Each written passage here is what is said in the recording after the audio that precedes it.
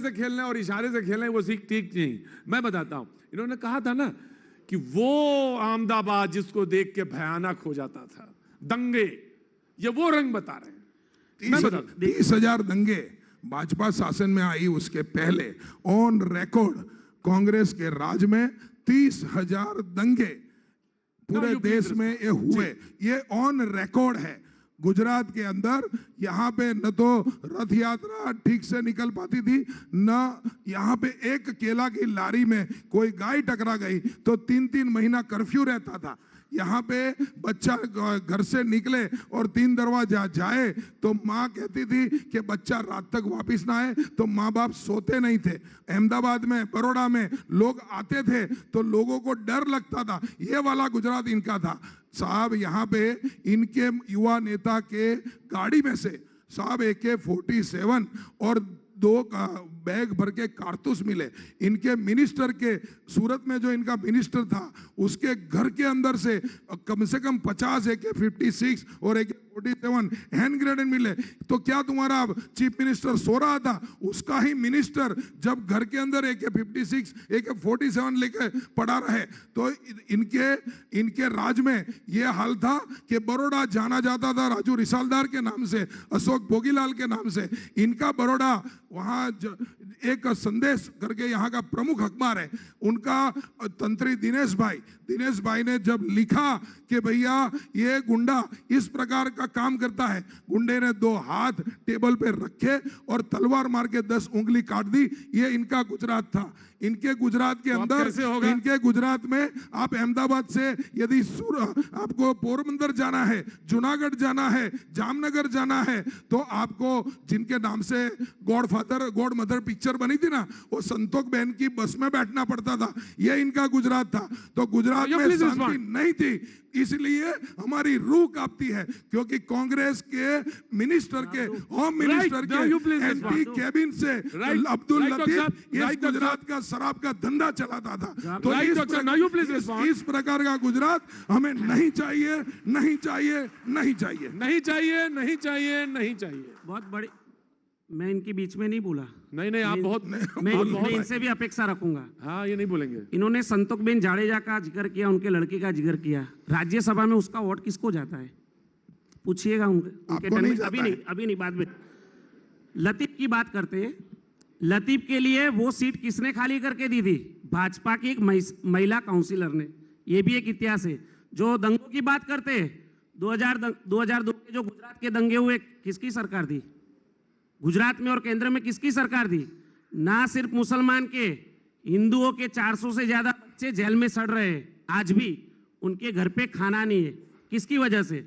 2015 के दंगे, पाटीदार अनामत आंदोलन के, पुलिस ने घर में घुस घुस के मारा है। वो पाटीदार कौन थे? गुजराती नहीं थे। थानगढ़ में दलितों को मारा गया, किसकी सरकार थी? दंगे हुए, किसकी सरकार थी? वहां आदिवासी पे अत्याचार हुआ, वहां वलसाड़ में किसकी सरकार है?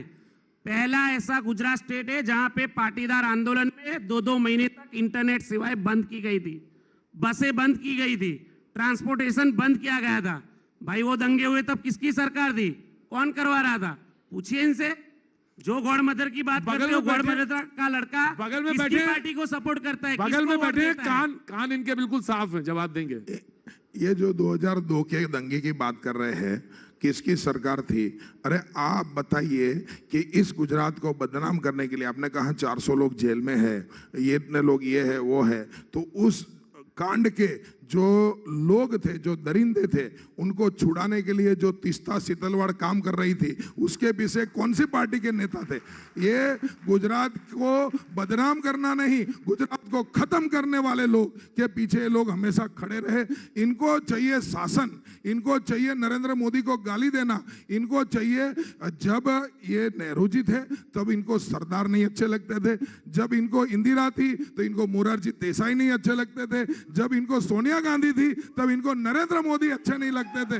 तो भाई इनको हमेशा से गुजरात अच्छा नहीं लगा है, ये गुजरात के विरोधी है। गुजरात इनको आंख में जो एक छोटा सा कण घुस जाता है किरकिरी की तरह, गुजरात इनको अपमानित यानी उनको अपना अपमान लगता है। मैं जब कह रहा हूं, छोटा आदमी यहाँ से, हर आदमी सरदार बेचारे छोटे परिवार से थे, 135 रुपया बैंक बैलेंस के बाद मरे। मोरारजी देसाई और नरेंद्र मोदी तीनों का कोई बैलेंस नहीं था, तो बैंक बैलेंस, तो ये जो बैंक बैलेंस बिना के और जनता का बैलेंस से रीच, ऐसे जो तीनों नेता थे इनको किरकिरी की तरह खटकते थे, तो गुजरात इनको हमेशा से दुश्मन लगा। दरअसल क्या हुआ, ये पार्टी को गुजरात में वोट मांगने का अधिकार नहीं। अमित जी अभी कुछ देर पहले गृह राज्य मंत्री यहाँ पे मौजूद थे, हर्ष जी, ये भी बैठे हुए थे, सुन रहे थे, मैं भी सुन रहा था।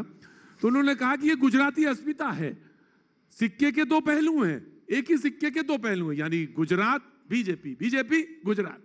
दरअसल मुश्किल ये है 27 साल से ना आने पे, और वो कैसे लाएंगे, वो कहां से रिप्लेस करेंगे? देखिए 27 साल में आप आंकड़े चेक कर लीजिए, एंटी इनकम्बेंसी हर बार इनको कहीं ना कहीं इनका ग्राफ नीचे ला रहा है।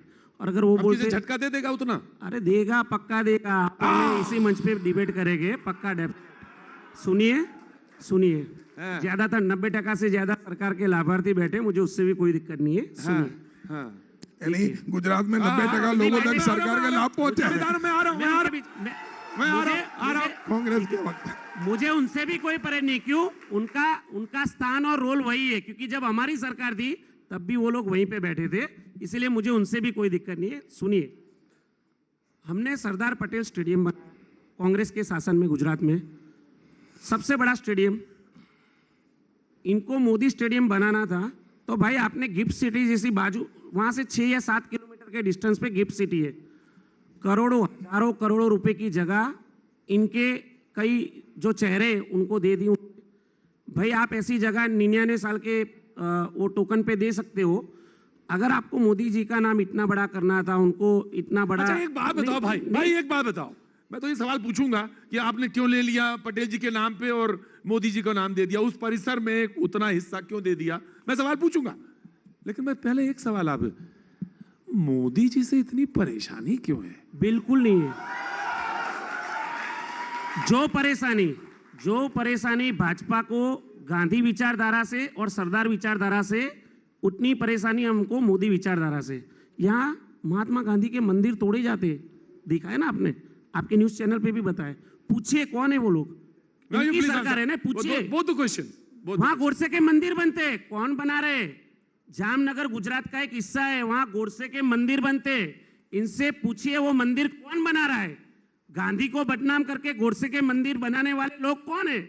और कोई भी घटना होगी गुजरात में, एक भी चमरबंदी को छोड़ा नहीं। भाई पकड़ो तो सही पहले भाई, एक बात तो मैं बहुत साफ बोल देता हूं, क्योंकि मैं यहाँ पे एंकर के तौर पे बैठा हूं, तो मेरा ये कर्तव्य कि बोलना, ये गांधी का देश है, गांधी का प्रदेश है, गोडसे यहाँ पे नहीं चलेगा। पूछिए ना, तो मंदिर क्यों बना? पूछिए, मैं पूछ लूंगा, ही विल आंसर, पूछिए, जामनगर गुजरात के बाहर ले जाएंगे तो वो तो ये जवाब देंगे, ये जवाब देंगे। जामनगर गुजरात के अंदर है तो उनसे वो जवाब देंगे, बिल्कुल जवाब। दोनों परिसर आपने क्यों, इनका बार बार ये कहते हैं कि परिसर आपने ले लिया मोदी जी के नाम पे, मोदी जी के नाम पे, और दूसरा इन्होंने वो सवाल पूछा।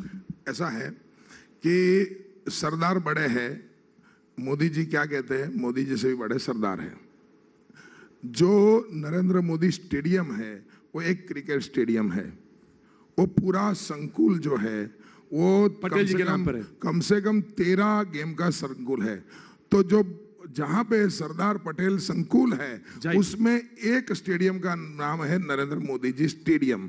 तो इनको वो संकुल नहीं दिख रहा है, लोगों को ये नहीं बताना है कि सरदार पटेल संकुल के अंदर 13 स्टेडियम में से एक स्टेडियम का नाम नरेंद्र मोदी स्टेडियम है। इनकी नफरत का हालत यह है कि ये दिखते ही जो है वो जो उनको देखना है। और गांधी का गुजरात है ये, दांडी यात्रा का जो पथ था उसमें करोड़ों रुपए का खर्च करके गांधी को फिर से जीवंत किसने किया? इन्होंने तो नेहरू के अलावा सबको मार दिया था। इन्होंने गांधी परिवार के अलावा, नेहरू परिवार के अलावा तो भगत सिंह को बुला दिया, राजगुरु को बुला दिया, सावरकर को बुला दिया, चंद्रशेखर आजाद को बुला दिया। इस देश के सभी क्रांतिकारियों को, स्वतंत्र सेनानी को, सबको बुला दिया। इतिहास ही ऐसा पढ़ाया गया कि हम लोग हमारे इतिहास पे गौरव ना कर सके। जब हमने ये खोए हुए किरदार को हमने लोगों के सामने लाया तो इनको इतना दुख हो रहा है। तो अरे भाई, गोडसे का मंदिर किसने बनाया?